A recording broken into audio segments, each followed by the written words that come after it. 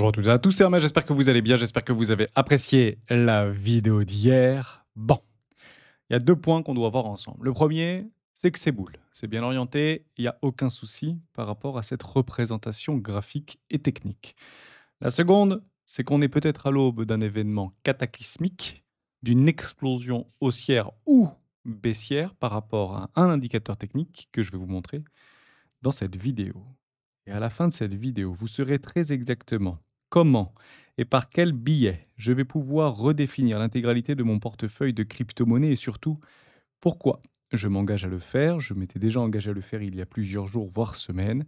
C'est imminent, c'est maintenant qu'il faut le faire et demain, vous aurez donc l'intégralité de mes relocations par rapport à l'ensemble de mon portefeuille crypto-monnaie. Je vais vous expliquer tout ça dans cette vidéo. Restez bien avec moi, abonnez-vous si vous voulez participer avec nous à la communauté des rois pour la faire grandir et la faire briller. On en parle maintenant.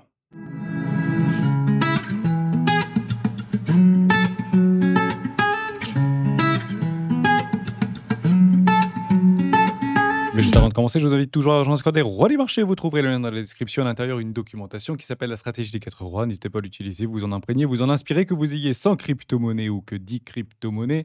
Je l'utilise depuis plusieurs années, m'offre d'excellents résultats que sur le court, moyen, long terme, voire très long terme. Et vous savez quoi? Je vais prendre des vacances puisque quand j'aurai fini ma réallocation de portefeuille et de mes préférés wallets ou SEX, donc les échangeurs dits centralisés, voire décentralisés, non, je partirai pas en vacances. Je me plonge dans le trading avec R et l'ensemble de la communauté qui ont souhaité nous rejoindre. J'avais partagé plusieurs documents. Je vous le remets d'ailleurs dans la description. C'est peut-être intéressant puisque je vais principalement me consacrer sur du swing trading et de l'intraday pendant les 6 prochains mois pour essayer de voir si oui ou non j'arrive à faire mieux que mes investissements que j'aurais réalloués. Côté Bitcoin, rien de plus à dire. Bon, on a deux zones, deux petites boîtes de Pandore. La première, elle est ici, dans une zone ici plutôt de discount par rapport au range qui est en train de se construire. Si on clôture une bougie en mensuel en dessous des 88 600 $, bah, c'est plutôt bear et j'ai vraiment pas envie de le voir. Si on clôture au-dessus des 108 000 $, que ce soit sur ce mois de février, et j'y compte bien personnellement, et si c'est pas le février, ce sera le mois de mars, et j'y compte bien personnellement, puisque je le joue et je le joue debout sur la table. Et si jamais malheureusement ça se passe pas comme prévu, on se donne rendez-vous dans 6 mois et on ira faire très probablement un petit tour entre les 70 000 $ et les 79 000 $ dans une boîte de Pandore. Là où je l'ai décidé, je m'aiderai donc all-in sur l'ensemble de mes crypto-actifs que j'aurai soigneusement sélectionnés. Je peux vous le remontrer avec Other notamment. Actuellement, nous sommes bien dans une zone discount. Vous voyez ici par rapport au précédent flux, entre les 150 trillions de dollars, donc milliards de dollars, et les 450 milliards de dollars. Vous êtes bien ici dans un discount. On est parti chercher le premier zone de liquidité qu'on pourrait avoir ici par rapport à un POC, notamment par rapport à un 0,618 de tout le précédent flux. Plutôt intéressant de l'observer. Ici, on avait déjà mis ce petit carré. Ici, on avait également mis ce petit carré plus bas par rapport à des invalidations. Ici, donc je l'ai décidé, je ferai all-in avec l'ensemble de mon cash qui me reste. Et je vais essayer de vous le dire. Et je crois que je suis pas très loin des 20% de cash, même si je ne mets pas mon capital trading, qui est actuellement plutôt mort, puisqu'il fait strictement rien. J'ai quelques plays actuellement, notamment sur des arbitrages avec TIA. Mais ça, je vous en parlerai directement dans le Discord et je vous montrerai un petit peu comment je fonctionne pour ces arbitrages-là. Parce que j'ai vu pas mal de confluences très pertinentes entre l'indicateur de R et les arbitrages qu'on pouvait faire, que ce soit sur Bitcoin, Ethereum, que ce soit sur Atom, TIA, que ce soit sur différents protocoles, modélités de blockchain, DeFi, RWA, IA. Ça peut être super intéressant de regarder ça.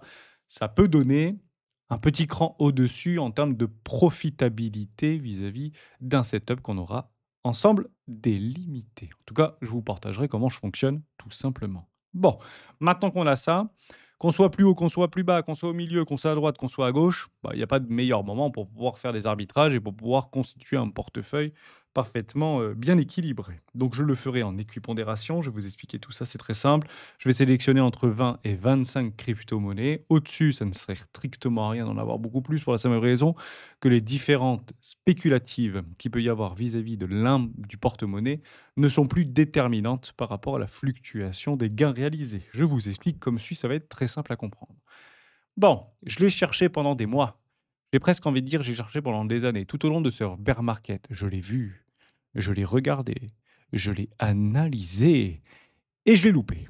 Il s'appelle Mantra. Il a fait donc x400. C'est cette crypto-monnaie-là. Je peux vous l'expliquer en quelques minutes si vous le souhaitez. C'est un protocole qui redéfinit la tokenisation des actifs réels, donc un narratif que nous avions bel et bien vu depuis des années, voire des mois ou des années en arrière, les fameux RWA. BlackRock qui est très bullish, comme beaucoup d'institutionnels aujourd'hui.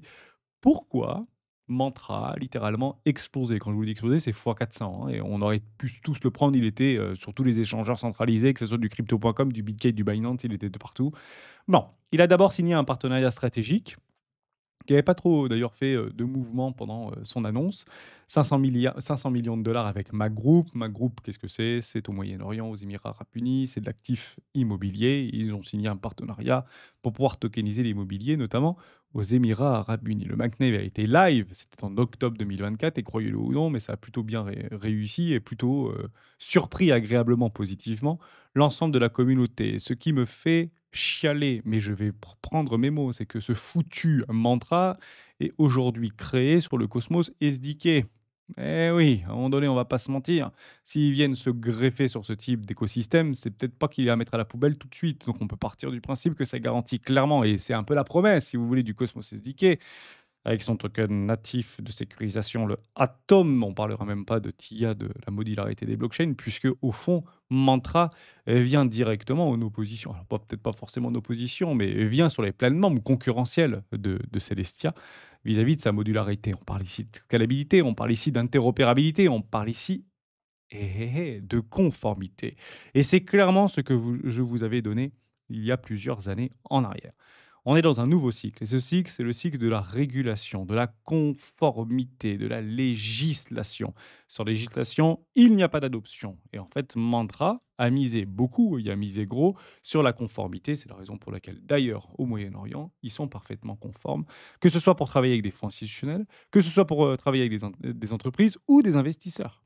Il faut bien le comprendre comme ça. Bon, maintenant qu'on a ça, qu'est-ce qui rend ce foutu token unique? On va pas se mentir. C'est quoi en fait sa pépite? C'est quoi son truc à Mantra? Qu'est-ce qui fait plus qu'un autre en réalité? Vous allez regarder avec moi, mais ça fait quand même flipper l'histoire. Bon, concrètement, si vous l'opposez à d'autres blockchains, ici plutôt d'infrastructures, qui utilisent aujourd'hui Ethereum comme Endo Finance, on en a beaucoup parlé, je sais que beaucoup y sont exposés, même si aujourd'hui en termes de revue graphique, c'est pas réellement ce que je vais rechercher en termes de positionnement, en tout cas en termes de zone. Vous avez également Maple Finance. Vous avez également sur Polygon Centrifuge. Bah, Montra, c'est très simple, comme peu font finalement ce choix, ont développé leur propre blockchain. Elle est plus rapide, moins coûteuse, plus scalable, plus d'interopérabilité via le Cosmos SDK, donc ABC ici. Ils ont un contrôle total sur la sécurité, sur les exigences réglementaires. Bah oui, c'est eux. Donc ils ont fait un truc à leur image. Et c'est ici que j'ai envie de vous donner une petite lueur de brillance dans les yeux. Bon, bah qui fait ça? Qui a fait ça dans le monde centralisé? Qui a fait ça chez les GAFAM? Apple, bien évidemment. Donc c'est un peu le, si vous voulez, le Apple des RWA. Bah, il s'appelle, à l'heure où je vous parle, Mantra. Maintenant, il parle de tellement loin. On parle d'une capitalisation aux alentours des 15 millions, 20 millions de dollars. Mais c'est quoi ce truc complètement délirant? Pour aller chercher les 6-7 milliards de dollars. Il est aujourd'hui sur UMDV à 12,5 milliards de dollars. Et je ne vais pas vous mentir, ça pourrait aller jusqu'à 30 milliards de dollars.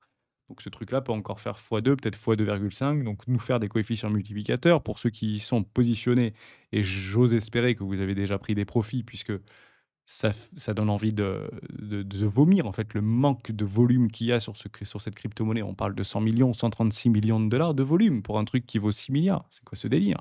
J'aimerais voir plutôt du 400 millions, j'aimerais voir du 600 millions. Donc, honnêtement, ne vous y engouffrez pas, même si peut-être que ce truc est le narratif des RWA qui va exploser pendant tout le long de ce bull run. Qui s'y frottent s'y piquent. Et honnêtement, vous pouvez avoir des drawdowns de 88%. Je vous laisserai re-regarder dans le secteur DeFi, le Ethereum Killer qui était Solana en 2021. Bon, il a perdu 76% en l'espace de 3 semaines ou 2 semaines. Donc, je vous laisserai regarder un petit peu le.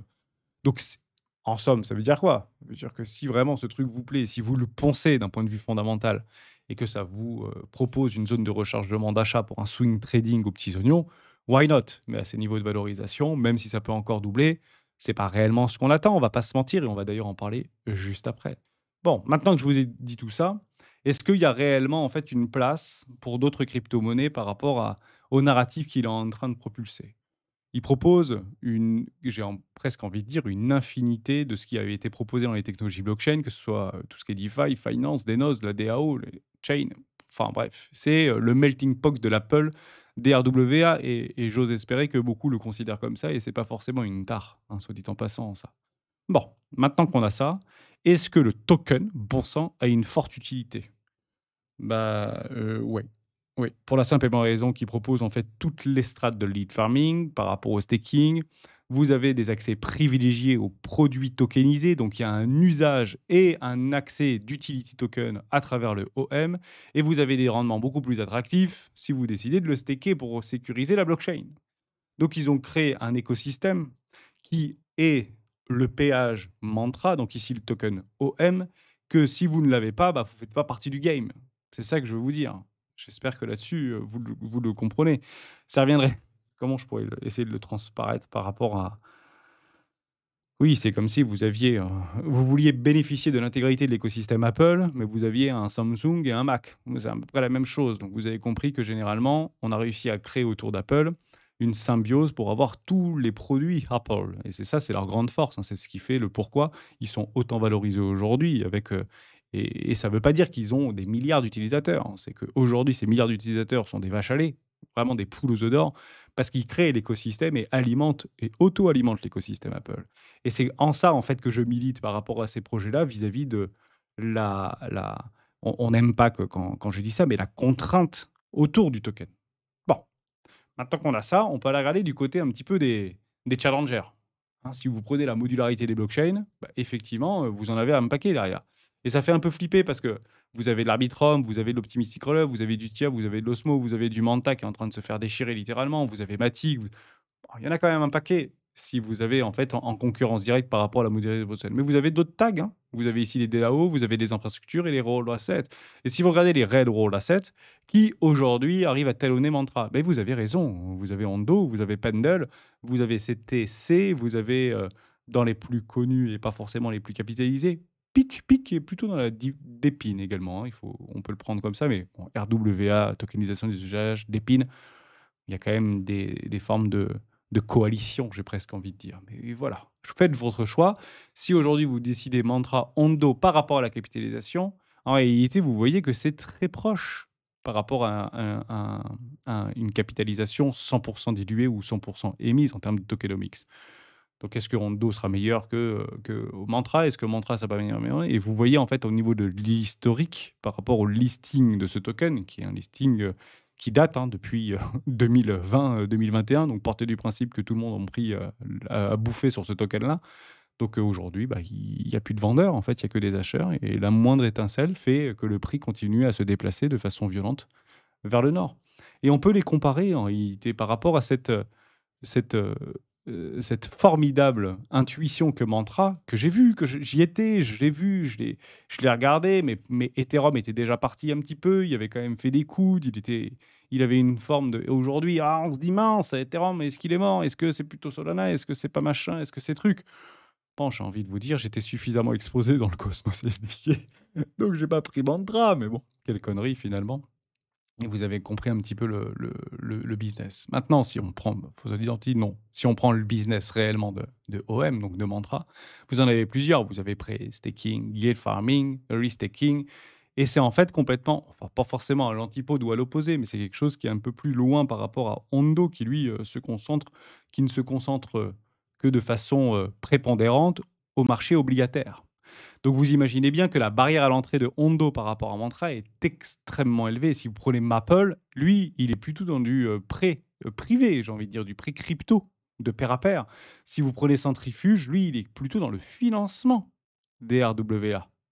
Donc vous voyez un petit peu toute cette narrative. Et en fait, le projet par rapport à ces quatre qui proposent et qui partagent finalement le même gâteau, bah Mantra semble proposer plus de leviers de croissance.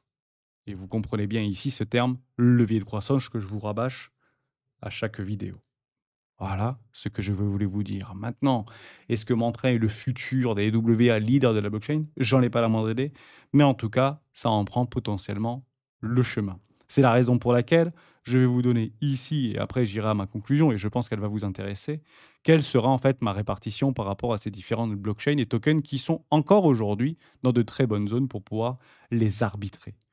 Côté infra, j'en choisirai très probablement 5. Quand je parle d'infrastructure, ça peut être Ethereum, ça peut être Avalanche, ça peut être Polkadot, ça peut être Solana, ça peut être Cosmos Hub, donc Atom potentiellement par rapport à sa crypto de sécurisation. Je peux parler de modularité dans les infrastructures, je peux parler également de Link avec les oracles dans les infrastructures. Donc vous avez compris qu'il va falloir le choisir, parce qu'en une phrase sortie de ma tête, je vous en sors 12 en fait des crypto-monnaies et j'en veux que 5. Côté DeFi, c'est un narratif que par rapport aux VC et par rapport aux grosses entreprises de fonds de gestion ont réellement, et je dis bien réellement, de quoi faire. Donc je pense que je vais également en mettre 5 dans la DeFi, même si aujourd'hui ça peut être peut-être un narratif un peu plus décrié. Vous avez les RWA, j'en mettrai, je pense, entre 3 et 5 également. Est-ce que Mantra en fera partie? Non. Est-ce que Hondo en fera partie? Probablement pas, puisque actuellement je n'en ai pas et ce n'est pas dans mes bonnes zones. Donc je regarderai, et c'est la raison pour laquelle, bah, en fonction de ma zone que je vais viser, sauf s'il y a une forte correction, et à ce moment-là, pourquoi pas y rentrer, mais j'en choisirais peut-être pas 5 ou 6, j'en choisirais peut-être 2 ou 3 au niveau des RWA, mais et je vous le dis franchement, il y a largement de quoi faire. En IA, énorme narratif. Je l'ai poncé, je l'ai scruté, et en réalité, je pense avoir raison un tout petit peu trop tôt. Pourquoi? Parce que ma thèse aujourd'hui d'investissement sur l'intelligence artificielle est représentée que sur une seule truc. L'IA a besoin de la blockchain et non pas la blockchain n'a absolument pas besoin de l'IA. Sauf que j'ai l'impression d'être un peu le seul sur mon île déserte, un peu seul au monde, si vous voulez, à essayer d'expliquer à tort à travers que l'IA sans blockchain ne permettra pas son développement et son ascension. Et je parle ici d'ascension par expansion. Et au fond, bah, j'ai peut-être raison un tout petit peu trop tôt. C'est la raison pour laquelle je vais peut-être faire un arbitrage entre les RWA qui brillent de plus en plus et l'IA qui n'a pas encore brillé. Donc au lieu d'en avoir que 3 par rapport à l'IA, bah, je vais en avoir peut-être 5 et 3 par rapport au RWA. Des pins, j'en choisirai 2. Et des dépins, on peut en avoir un gros paquet, hein. On peut prendre PIC, on peut prendre Helium, notamment sur la blockchain Solana. On peut prendre également Intex. Vous vous rappelez qu'on avait travaillé pas mal sur Yotex, oui, c'est bien ça. Un projet que, d'ailleurs, je crois que j'en ai en portefeuille, soit dit en passant, donc bah, pourquoi pas le renforcer. Et je vais donc ici mettre autre. Autre, c'est quoi, finalement, par rapport à notre catégorisation? Bah, autre, ça va être tout ce qui est social fi, ça va être tout ce qui est GameFi, ça va être tout ce qui est accès annexe, si vous voulez. Et il y en a une en particulier que je vais mettre, moi, pour ma part, dans la social faille, à défaut d'utiliser un même coin. Donc, c'est bel et bien Dogecoin que je ne vais pas vendre en totalité, puisque aujourd'hui, qui reste une belle blockchain et qui commence à avoir de plus en plus de lumière, notamment vis-à-vis de son dépôt d'ETF au comptant Dogecoin. Mais vous avez surtout le Basic Attention Token. Et ça, c'est la crypto de cœur que je vais mettre ici, plutôt dans ce qui est social fi. Parce qu'au fond, utiliser un Explorer, explorer un Google Chrome ou utiliser et exploiter un Mozilla Firefox ou un compte, en réalité, c'est du social. C'est créer du lien social, numérique, digital, oui, mais un lien social. Et j'aime bien en fait l'idée très simple, et c'est ça qu'on va essayer de rechercher dans ce type de projet-là, comme le Basic Attention Token, c'est qu'en moins d'une minute, je vous explique comment ça fonctionne et à quoi ça sert. Maintenant qu'on a ça, je vais vous montrer quelque chose de formidable. Mais juste avant de vous montrer ce fabuleux signal, si j'ai envie de vous dire, qui est presque imminent par rapport à ce qu'on est en train d'observer actuellement, bah, je vais vous proposer de réfléchir sur un point. C'est pas 36, juste un point.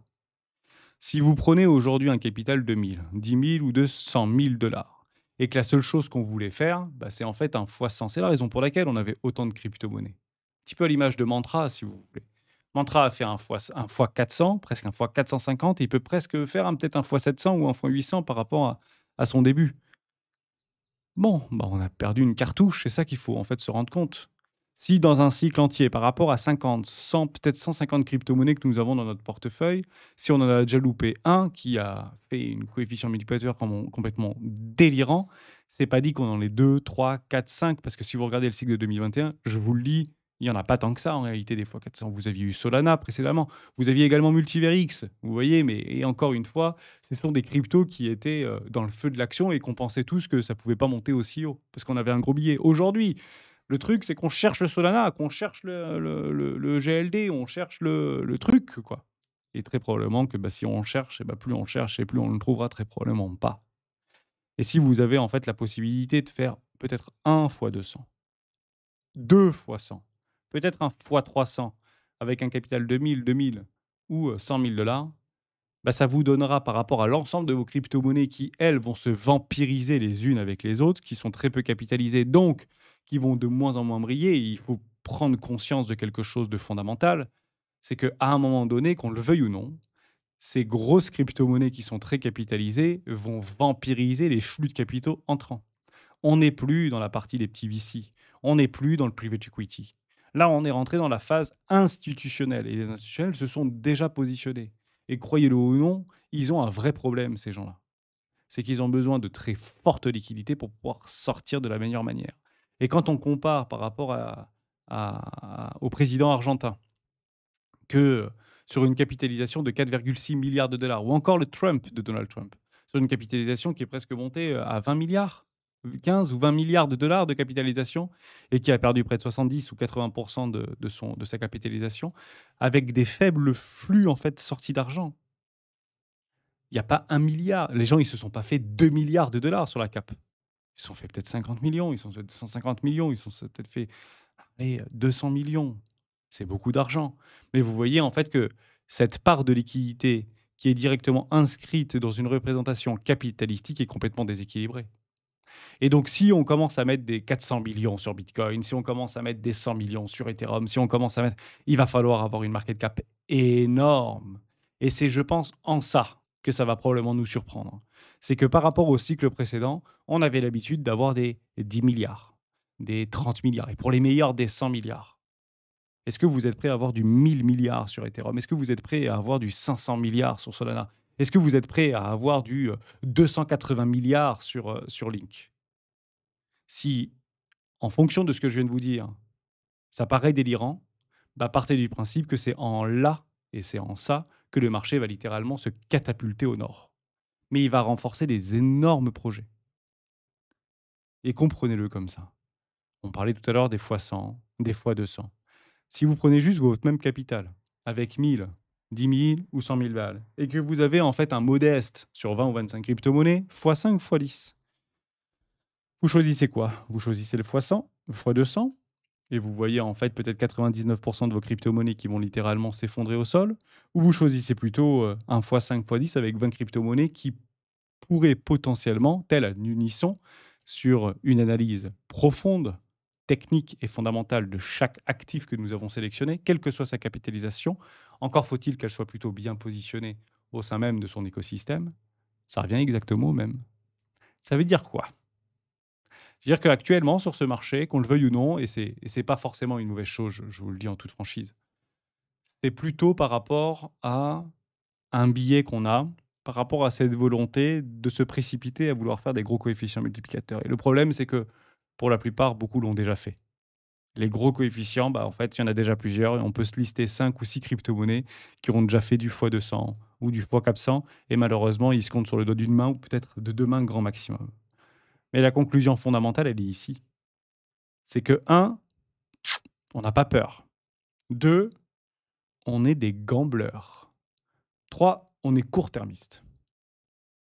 Or, ça, c'était très bien pendant une phase de VC, de private equity et de catalyseurs en un rien pour pouvoir nous faire des multiplicateurs complètement fous par rapport à une faible concentration de crypto-monnaies, parce qu'on parle sur le précédent cycle d'à peu près 3 à 5 000 cryptos, qui nous faisaient froid dans le dos déjà à l'époque. Aujourd'hui, on parle de plus de 35 millions. Alors oui, il y en a peut-être 99% qui valent zéro, mais ça fait toujours plus de 5 000, jusqu'à preuve du contraire.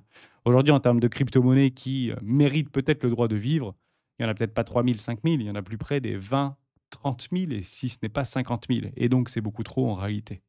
Parce qu'un S&P 500, c'est pas un S&P 50 000, c'est un S&P 500. Donc, ce qu'il faut, c'est l'exact contraire. Il faut non pas avoir pas peur, mais justement avoir peur. Parce que si vous n'investissez pas en ayant peur, si vous n'allez pas rediriger vos flux là où ça vous semble en fait le moins peut-être rationnel, pas forcément en termes techniques, mais dire «Waouh, c'est bon, le train il est déjà parti». Donc ça fait peur d'aller investir dans des trucs finalement qui végètent un petit peu ou qui n'ont pas promis, alors que tout montre à croire que les volumes sont croissants, que la TVL augmente, que le staking augmente, que les développeurs continuent à alimenter le réseau, qu'il y a de plus en plus de communiqués de croissance, etc., etc., etc. Mais ça fait peur parce qu'on ne le voit pas. Ça fait moins peur d'aller sur Mantra ou aller sur PP. Deux, des gamblers. Non, il faut être visionnaire. C'est ça, la position d'un institutionnel.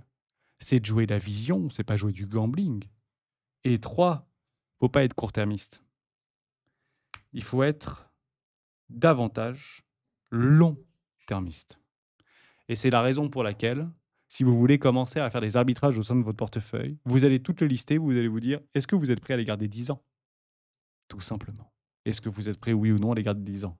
Bah, moi, mon portefeuille des 25 cryptos, peut-être 20, 25 crypto-monnaies, bah, je serais prêt à les garder 10 ans. Pourquoi? Parce que si au fond on a tort, si au fond on se fait ramasser, si au fond en fait on n'aura pas le bull run et il n'y aura pas de all season, est-ce que vous êtes prêt à résister sur vos crypto-monnaies préférées qui perdent encore 70 ou 80%? C'est ça le hedge psychologique. Je finirai donc sur quelque chose qui j'ai vu et je vous le montre ici. Par rapport à Bitcoin, j'utilise un indicateur que j'apprécie beaucoup qui s'appelle le Shoppiness. Le Shoppiness, c'est très simple. Quand c'est au-dessus des 60, donc ici on l'a borné par rapport à un Fibonacci, donc 61,8, et ben c'est qu'en fait ce marché est mûr pour nous donner un mouvement violent. Je suis actuellement en hebdomadaire. C'est rare d'avoir des cassures de cette bande des 61,8 en hebdomadaire. Vous l'avez eu donc une fois, puis deux fois, trois fois, quatre fois, cinq fois, six fois, sept fois, 8 fois depuis les 15 dernières années. 8 fois. Et là, il y a quelque chose qui vient de se passer. C'est assez fou à voir, mais je vais vous le montrer. C'est la première fois que ce truc-là est aussi haut. Alors oui, il n'y a pas encore la clôture. Donc si on prend la clôture de la bougie, on va la zoomer un peu. Elle est ici actuellement. Vous voyez? Si on clôture la semaine avec un Shoppiness comme ça, je pense que je vais pas trop me gourer, hein, par rapport à mes 8 jours où on va se retrouver à 100 000 ou 120 000 $ ou 140 000 $, si c'est la hausse qui est choisie, encore une fois. Et il faudra tout simplement observer une dégradation très franche au niveau du Shoppiness pour dire, OK, quand on l'aura complètement déchargé, donc on repasse en dessous des 38,2 ici, donc proche des 20, 24, etc., bah, partez du principe qu'on aura consommé l'intégralité du mouvement. Ça ne se fait pas en one shot, mais partez du principe que si vous vous posez la question de savoir est-ce qu'il faut encore latéraliser, est-ce qu'il faut encore respirer, est-ce qu'il faut encore nous faire miroiter, est-ce qu'il faut... Le prochain mouvement sera un des mouvements les plus violents si on clôture la bougie comme ça. Voilà, si on clôture dans le néant, là, actuellement, au milieu du bateau, ni à bâbord ni à tribord, la prochaine bougie sera d'une violence inouïe. Au moins, vous le savez. C'est imminent. Je ne sais pas la direction. Moi, je joue personnellement la hausse. Et j'aimerais tout de même avoir juste une forme de petit raclage de genou ici. Voilà, juste là, là. J'aimerais bien que ça vienne au moins sortir quelques longues pour essayer de polariser une dernière fois, sans pour autant aller beaucoup plus bas, hein. Les 77 000 $, les 70 000 $, vous avez compris, c'est si c'est choisi et la direction est baissière. Donc malheureusement, je ne peux pas vous dire, ah, ça va être là. Moi, je joue la hausse. C'est haussier, on est dans la tendance, toutes les planètes sont alignées. On n'a rien à foutre, en fait, aux 77 000 $ ou aux 75 000 ou aux 82 000. Je vous le dis franchement, on n'a rien à faire là-bas. Par contre, je pense qu'on a toute notre histoire à faire à 150 000, 200 000 ou 250 000 $. Ça, je pense que c'est beaucoup plus rationnel de le penser comme ça à l'heure où je vous parle.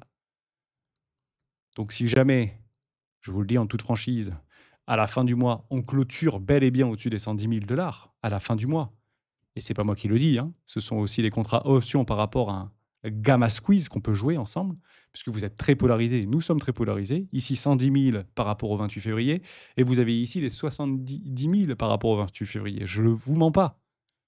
Donc, grosso modo, la planète institution est edgée. Quand ça va commencer à déboucler les positions de vente à découvert, ça va être violent. Ça va être très violent.